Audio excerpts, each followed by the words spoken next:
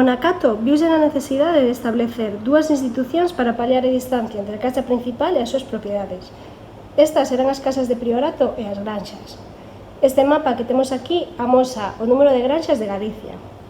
Nas granxas primaba o aproveitamento das terras e a súa explotación económica. Nestas só vivía o monxe granxeiro que co paso do tempo pasou a ser un señor laico. Mentres, nas casas de priorato combinaban funcións litúrxicas e productivas. Neles vivía un prior con unha pequena comunidade de monxes. Este plano que temos aquí é un plano da Reitoral de Sant André de Camporredondo, o actual Museo do Viño. Este é un bo exemplo de casa priorato.